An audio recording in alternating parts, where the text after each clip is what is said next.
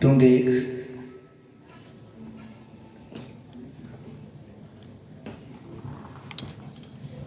जहां तुझे नहीं जाना चाहिए वहां शीघ्र पहुंच जाता है। जहां पहुंचना चाहिए वहां भव भव तक नहीं पहुंच पाया। प्रज्ञ, चतुर्गतियों में हमें नहीं जाना चाहिए। क्षुद्र भाव में मुझे नहीं जाना चाहिए। विकलत्रियों की पर्यायों में मुझे नहीं जाना चाहिए। चतुर्गति रूप संसार, इन गतियों में मुझे नहीं जाना चाहिए। क्यों? क्योंकि इन गतियों में आकुलता है, क्लेशों से भरी हुई है, नाना प्रकार के दुखों से एक गतियां भरी हुई है। शारीरिक, मानसिक, आगंतुक अनेक प्रकार की बीमारियां हैं, रोग हैं। भूप्रज्ञ,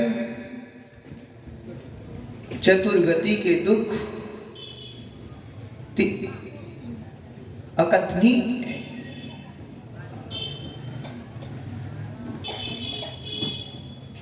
नरक गति के दुखों को आप जानते ही हैं। नरक की जीव चाहता है कि मैं सुख से रहूं।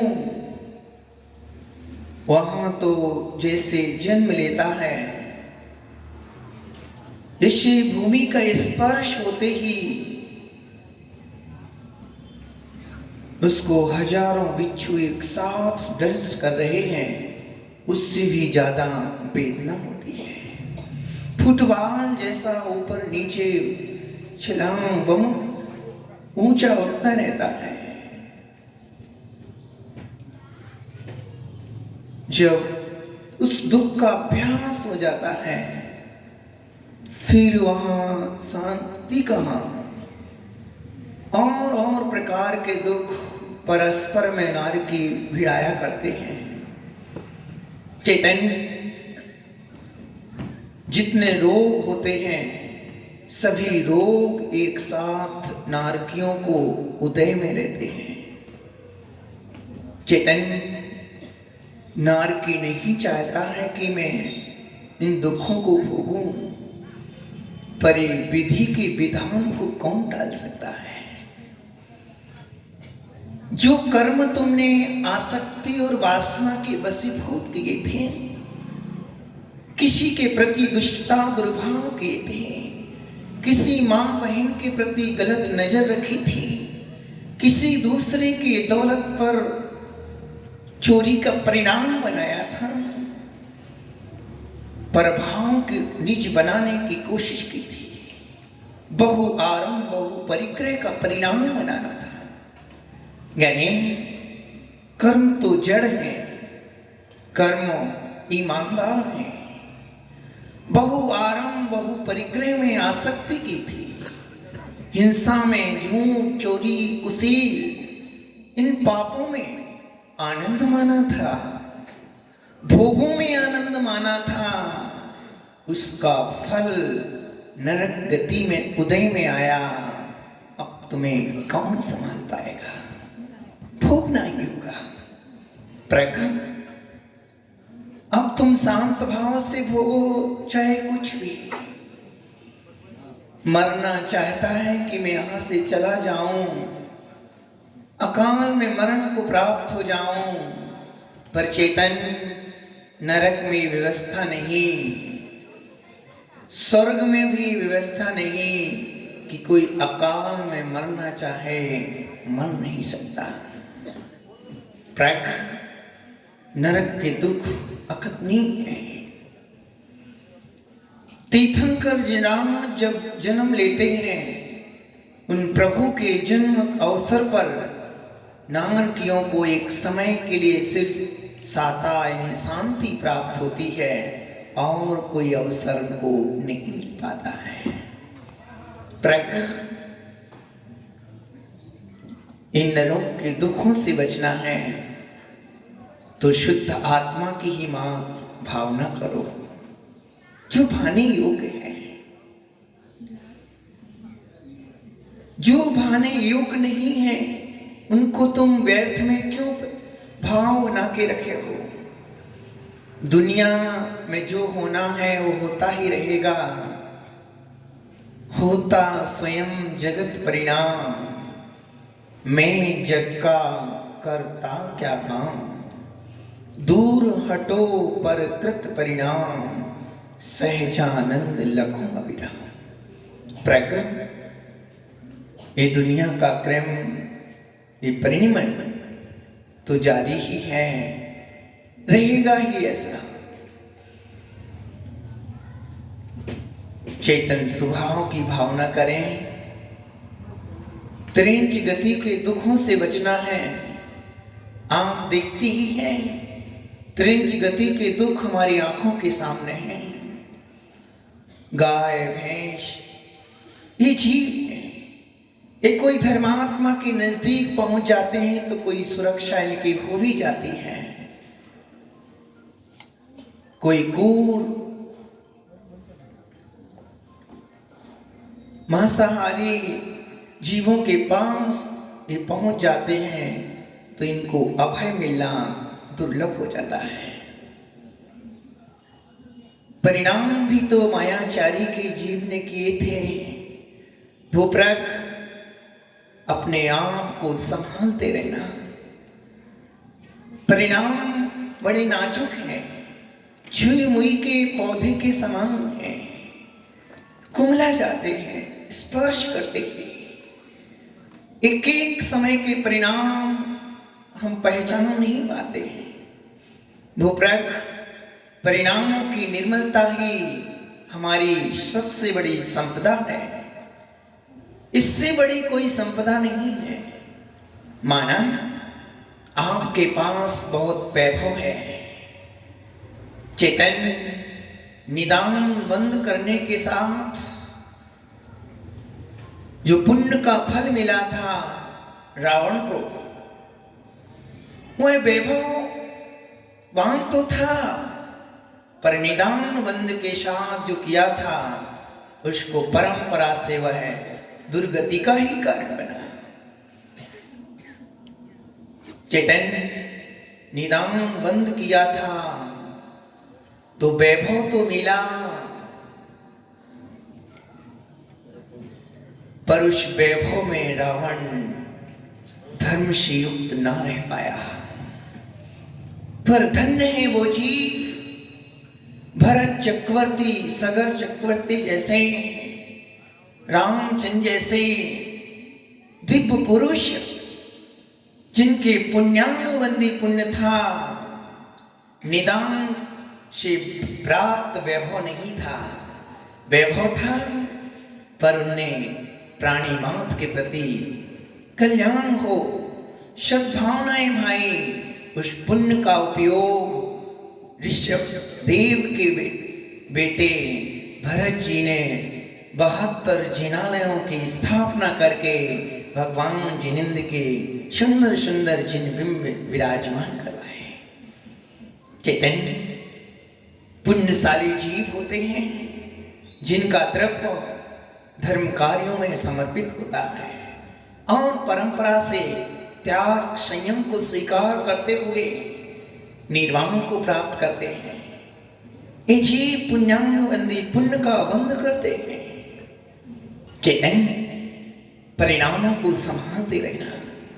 माया परिणाम कभी नाम हो, यानी आत्म भावना जहां हो तो किसके साथ माया करना है जिसकी रुचि मात्र एक ध्रुव स्वभाव की ओर है, वह जीव न किसी को सताता है, न झूठ बोलता है, न चोरी करता है, न कुशील की परिणाम करता है, न परिग्रह संग्रह की आसक्ति के भाव रखता है। वो जानता है आत्मनिधि से बढ़कर और कौन सी निधि है। मेरा वैभव मेरे पास है, मैं किसको सताऊं? सताने का भाव कभी आता ही नहीं है। उसके जीवन में सहज ही अहिंसा, परम अहिंसा प्रकट हो जाती है भावों में। ओहो, चोरी कौन करे जब पर द्रव्य मेरा है ही नहीं, निज चैतन्य द्रव्य ही मेरा है। बाहर का परमाणु मात्र मेरे रूप आत्म रूप हो नहीं सकता। तो आत्मज्ञानी की नजर पर द्रव्यों के प्रति चोरी के भाव नहीं होते हैं कि मैं दूसरे की वस्तु अपनी बना लूं। दूसरे पदार्थ के प्रति राग के भाव नहीं आते हैं। वो जानता है ज्ञानी कि ये पर पदार्थ एक एक पुद्गल परमाणु स्वतंत्र स्वतंत्र सत्ता को लिए हुए है। एक भी परमाणु कभी दूसरे रूप नहीं हो सकता है। ये वस्तु व्यवस्था इतनी व्यवस्थित है। आप ज्ञानी के मन में इस प्रकार का संकल्प है, दृढ़ता है। ओ आत्म तत्व पर श्रद्धान भाव रख रहा है। चेतन चोरी का मन में भी भाव नहीं आता है। ज्ञानी स्वभाव की ओर दृष्टि नहीं होना और पर की ओर दृष्टि होना, यही तो चोरी है। चैतन्य, हम कितने अपराधों से भरे हुए हैं। झूठ कौन बोले? आत्मज्ञानी झूठ बोलेगा किसके लिए? मेरा तो मेरे पास ही है, मुझे पर को अपना बनाना ही नहीं। होगा भी नहीं कि मैं झूठ बोलूं, यहां से वहां की बात करूं, इसके बाद उसको कहूं। वो तो अपने मौन पूर्वक हित मित वाचक वचनों को सिर्फ बोलता है और समिति का पालन करते हुए आप भाव से युक्त रहता है। जो झूठ बोलने के भाव उसमें नहीं आते हैं। चैतन्य कुशील के भाव भी ज्ञानी को नहीं होते हैं। तो सोच रहा है सामने वाला जीव वो है तो मनुष्य, नाम कर्म के उद्देश्य से इसकी ऐसी शरीर की रचना हुई है।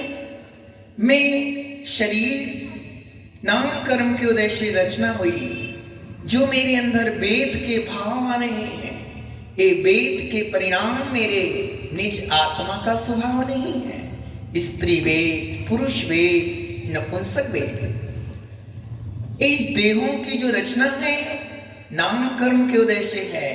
यह आत्मा तो नाम कर्म से रहित ध्रुव स्वभावी है। हो चैतन्य आत्मज्ञानी की दृष्टि में कौन स्त्री कौन पुरुष, सबको मात्र एक पवित्र नजर से देखता है। एक चैतन्य आत्म तत्व है। ऐसी भावना करने वाले के जीवन में परम ब्रह्मचर्य धर्म की पालना हो रही है। स्वप्न में भी किसी पर द्रव्य के प्रति आसक्ति का भाव नहीं आ रहा है। धन्य हो आप भावना की। जयवंत रहे जिनेश्वर प्रभु। हो जयवंत रहे तीर्थंकर जिराज, जिनकी वाणी सुनने से निज आत्मा का परिचय हो जाया करता है। जयवंत रहे वो निर्गंत गुरु, जिनके दर्शन से निज आत्मा की अनुभूति होती है। जयवंत रहे मान जिनवाणी, जिनका श्रवण पठन से आत्मबोध को प्राप्त होता है। चैतन्य आत्मरुचि आत्मबोध जिसको हो गया है उसके पांचों पाप नहीं होते। मात्र अपने स्वभाव में रहना है। जैसे जिनेश्वर मात्र ज्ञायक स्वभाव में लीन है, कोई भी आकर्षण के जीवन में नहीं है पदार्थों का कि मैं इसको चाहूं, इसको देखूं, इसका स्पर्श करूं। चैतन्य जिनेश्वर अपने जानन स्वभाव में लीन है, वही तो तेरा स्वरूप है। तुम कब वैसे बनोगे? ये सब संयोग, ये पुण्याई, ये पुण्य और पाप, ये दोनों ही कर्म है। ओ हो ज्ञानी, पुण्य की पर्याय भी त्रैकालिक नहीं, पाप की पर्याय भी त्रैकालिक नहीं। तुम किन्हीं कारणों से गरीब बने हो तो ये मत समझ लेना कि मैं सदा ऐसा ही रहूंगा, और तुम किन्हीं कारणों से भौतिक सुविधा वाले बने हो तो इस पुण्य के वैभव पर इतराना भी मत। ये पुण्य का वैभव ये पर्याय है पुद्गल की। आज है, एक समय के बाद बिछुड़ जाएगी। समझदारी उसमें है। पुण्य मिला है, पुण्य की पर्याय है तो आत्मदृष्टि ही बनाने में ही हमारी कुशलता है। परमार्थ से, निश्चय से ये दोनों प्रकृतियां, पुण्य और पाप, संसार के ही कारण है। कर्म बंद करा, कर्म है। भूप्रक आत्मज्ञानी न पुण्य से आकर्षित होता है न पाप से दुखी होता है। चैतन्य यही भावना करो, हे प्रभु मुझे कहीं पुण्य का उदय भी मिले तो मेरे मन में आत्मदृष्टि ही बने, भोगों की चाहना मेरी ना हो। चैतन्य ये भोगों की चाहना संसार सागर में परिभ्रमण कराने वाली है। भूप्रक अपने जानन स्वभाव पर दृष्टि दो। ज्ञाता दृष्टा स्वरूपो हम सहजानन स्वरूपो हम। भूप्रक जहां मुझे पहुंचना था वहां मैं अभी तक पहुंचा नहीं। चैतन्य यहां की उपलब्धियों पर तुम कहीं भूल मत जाना। यहां के प्राप्त समागमों पर अपने को भूल मत जाना। चैतन्य अपनी खबर जरूर रखना।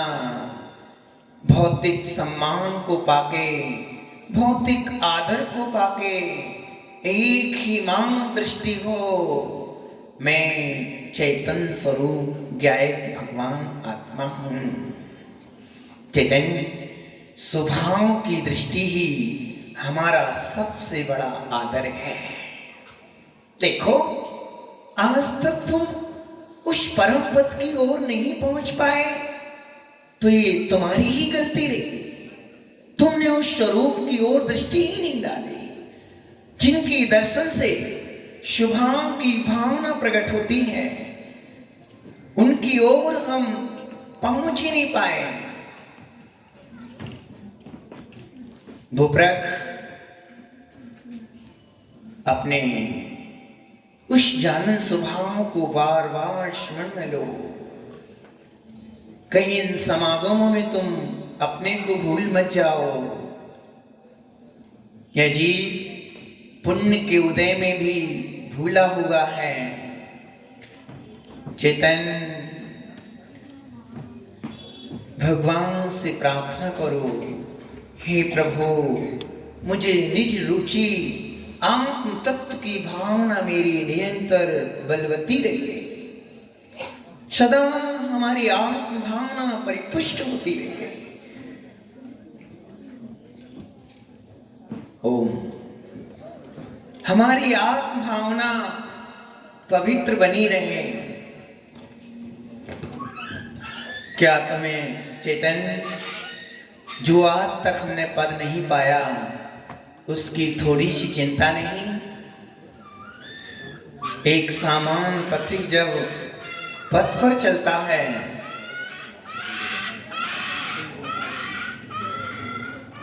तब यही विचारता है कि कब मैं अपने लक्ष्य भूत स्थान को प्राप्त कर लूं।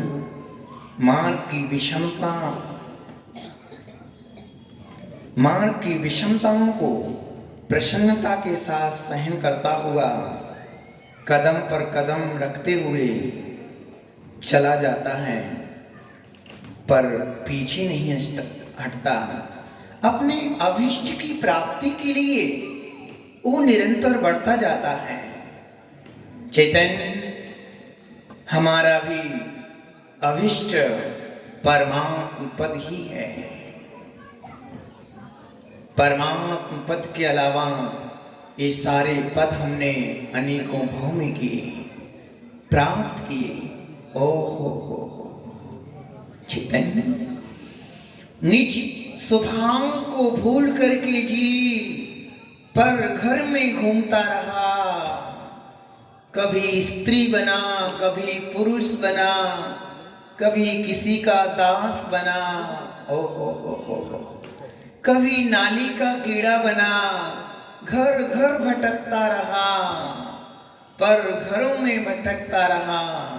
ओ हो चैतन्य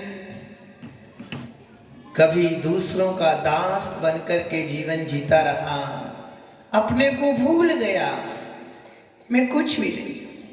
चैतन्य तुम अपने को ये पहचान जाओ कि मैं भी भगवत स्वरूप आत्म तत्व हूं, मैं कम थोड़ी हूं।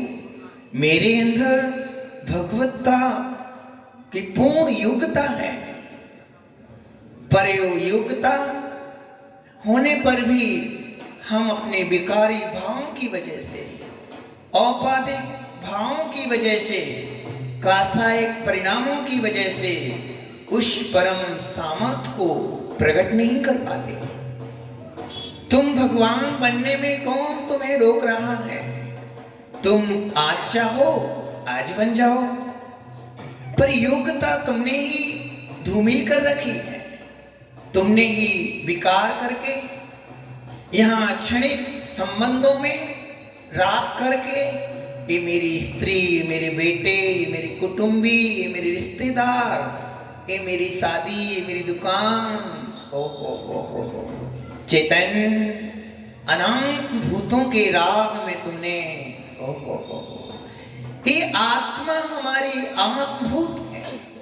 आत्मा के अनंत गुण आत्मभूत हैं, और आत्मा के गुणों के अलावा संसार के जो भी संबंध हैं, चाहे वो स्त्री हो, चाहे कुटुंब के कोई भी सदस्य हो, धन हो, वैभव हो, ज्ञानी, ये सब अनंत भूत चीजें हैं। ये कभी तेरे रूप नहीं हो सकती हैं, जो तू इनके राग में इतना पाप करके अपने स्वभाव की विराधना कर रहा है। चैतन्य थोड़ी देर के लिए सही एक बार मात्र अपने जानन स्वभाव पर दृष्टि दो। चैतन्य स्वरूपो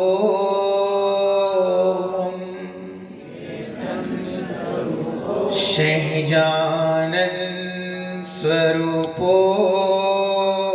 हम। यानी अब अपने निज घर की ओर चलना है। बहुत रेलियापन सबने संसारी जीवों के साथ। भगवान कहते हैं ओ हो एक एक जीव को ज्ञानी सुनो, एक एक जीव को अतीत काल में ज्ञानी, अतीत काल में चेतन बीता हुआ थी, यानी जो अतीत बीत गया है, जो समय निकल गया है, अनंत काल निकल गए। ओ हो, इन कालों में हमने कितनों को परिवार का अपना बनाया, कुटुंबी बनाया, स्त्री बनाया, पुत्र बनाया, भगनी बनाया, कभी बेटा बनाया, कभी बेटी बनाया, कभी पत्नी बनाए ज्ञानी, पर वो संबंध पर्याय तक ही रहे। पर्याय बिछुने पर कौन किसका, कौन अपना, कौन पराया। चेतन, शादियां हो रही हैं, लोग उसमें इतना लीन हो गया है चेतन कि यही सब कुछ है। ज्ञानी मुक्ति रूपी कन्या, ओ हो, मुक्ति रूपी कन्या इंतजार कर रही है, स्वामी कब आओगे। चेतन, स्वयं की पत्नी तुम्हारा इंतजार कर रही, तुम दूसरों की पत्नियों की ओर दृष्टि डालते रहते हो। स्वयं की पत्नी का मतलब मुक्ति रूपी कन्या, आत्म संपत्ति। ओ हो, जब तुम अपनी पत्नी को छोड़ के दूसरे की ओर नजर डालते हो, तुम्हारी पत्नी को कितना कष्ट होता है। चेतन, मुक्ति रूपी कन्या तुम्हारा इंतजार कर रही है। ओ हो, कन्या कोई महिला नहीं है, वो तो एक भगवान आत्मा, शुद्ध चैतन्य आत्मा है। विकारों से रहित अवस्था का नाम मुक्ति कन्या है। वो इंतजार कर रही है, पर तुम इन लल्लाओं के राग में उसकी ओर दृष्टि ही नहीं दे पा रहे हो। चेतन, इन चर्म की पुतलियों का राग छोड़ो, मांस पिंडों से निर्मित इन पुतलियों के राग छोड़ो और मुक्ति रूपी कन्या से संबंध स्थापित करो। रत्नात्रय स्वरूपो हम, परिमात्म स्वरूपो हम, ज्ञाता दृष्टा स्वरूपो हम। ओम। चलिए, कुछ श्रावकों के प्रश्न थे कल के। गुरुदेव क्षमा चाहते हैं, कल समय नहीं था, आज समय है, क्योंकि अपन 5 बजे भी जाए तो टेंशन क्या है। चलिए लीजिए, किसका प्रश्न था? कोई नहीं, जल्दी हो जाएगा। 12, सवा 12, ज़्यादा से ज़्यादा 1 बजेगा, इससे ज़्यादा समय नहीं होगा, और बजेंगे तो 2, इससे ज़्यादा कुछ नहीं होगा। लीजिए, किसका प्रश्न था? हाँ जी, चक्रवर्ती इंद्र, ले आइए। हे महामुनि परम भट्टारक, जब आपका शमोशरण बाहुबली कॉलोनी में आया तो यहाँ चारों ओर सुवृष्टि हो रही है, रत्नों की बरसात हो रही है, घर घर मंगल गीत गाए जा रहे हैं और दीपावली घर घर मनाई जा रही है, और हम सभी लोग अपना वेर वैमनस्य से भूल चुके हैं और सभी भगवानवत व्यवहार हो रहा है। प्रभु, ये आशीर्वाद हमारे पे बना रखें और हम आगे भी इस कॉलोनी में बार बार विधान होते रहें और सारे चक्रवर्ती और सभी स्वधर्म बने, ऐसा मंगल आशीर्वाद देवें। और प्रभु, आपके ज्ञान में आप अपनी दृष्टि देख करके बतावें कि दिल्ली में विराजमान हमारे महामुनि आचार्य भगवान सुनील सागर जी का समोशरण बांसवाड़ा कब आने वाला है। गुरुदेव, बांसवाड़ा कब आने वाला है, वो हमें ज्ञान में बताएं। नमोस्तु भगवान, नमोस्तु भगवान, नमोस्तु भगवान। अहो भक्त, प्रश्न तुम चतुरता के साथ पूछते हो। सभी जन चक्रवर्ती बने, सभी जन सौधर्मिंद्र बने, ज्ञानी ये भी बन जाओगे, पर सभी जन भगवान बने, ये भी हो सकता है। हमें परमात्म पद की प्राप्ति करना है तो ये पद तो सहज भगवान के गुणों के प्रति जिन जिन का अनुराग होता है उनको संसार के श्रेष्ठ भूत पद सहज ही प्राप्त हो जाते हैं। एक और रही आचार्य भगवान की बात कि आपके बांसवाड़ा नगरी में कब आना होगा, वो तो भवि भागन वच जोगे बसाए, भव्य जीव आप सबका पुण्य जब प्रगाढ़ता को प्राप्त होगा, निश्चित आचार्य भगवान आपके यहाँ जरूर आएंगे। नमस्ते गुरुदेव, नमस्ते गुरुदेव। एक प्रश्न और है। अस्थि की मस्ती में विराजमान देव मुनिराजे को मेरा नमोस्तु नमोस्तु नमोस्तु। गुरुवर, हमारे एक समय की कषाय भवभ रुलाती है, लेकिन अभी कुछ समय से जब विधान में बैठे हैं एक एक अर्घ में ऐसे परिणाम बन रहे हैं कि पता ही नहीं चल रहा और इतने हल्के हो रहे हैं कि भार भी नहीं लग रहा है। तो उसकी निर्जरा का क्या कारण बन रहा है गुरुवर, हमें बताएं। नमोस्तु गुरुवर। ज्ञानी, पूर्व भोग में आपने, इसी भोग में भी आपने प्रशस्त परिणामों को भाया था, उसका फल इस रूप फला कि आपको पल पल पर हर समय समय पर विशुद्धि भावों की वृद्धि हो रही है, जिनेश्वर की भक्ति का अवसर आया है। एक पूर्व भाव के या परिणाम की निर्मलता का फल है। शास्त्रों में लिखा है कि कई लोग हैं जो शुभ मंदिर में भी आके शुभ भाव को प्राप्त नहीं हो पाते हैं। भगवान, मैं मंदिर जाता हूं फिर भी खोटे भाव होते हैं। क्यों? पूर्व भाव में इतनी वासनाएं कर रखी हैं, पाप के परिणाम किए कि वो अभी वर्तमान में शुद्धता का भाव भी नहीं बन पाता है। पर कई जीव ऐसे जीव हैं जिनके मन में कभी दुष्टता स्वप्न में भी नहीं आती है, शुद्धता के ही भाव आते हैं।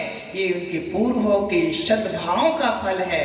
तुम भी सत् संस्कार अपनी आत्मा में डालो। नमस्ते गुरुदेव, नमस्ते भगवान। एक प्रश्न हमारा भी है।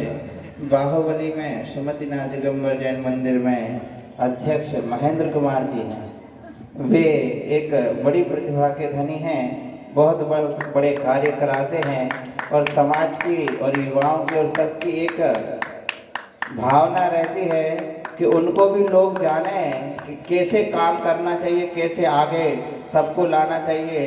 कभी उनको स्टेज पर बुलाते हैं सम्मान के लिए, तो वो क्यों नहीं आते हैं भगवान? यानी वो ये जानते हैं कार्य करने में जो आनंद है वो किसी का सम्मान में जो आनंद है, सम्मान होना चाहिए।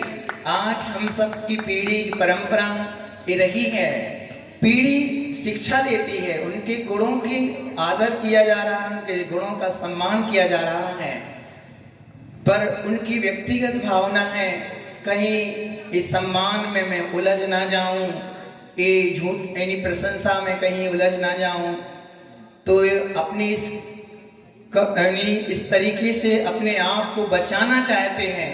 कहीं मैं इसमें उलझ गया तो फिर मैं कैसे संभालूंगा अपने आप को, इस प्रकार की कुछ भावना होगी उनकी। जा वाणी के ज्ञान से सूझे लोका लो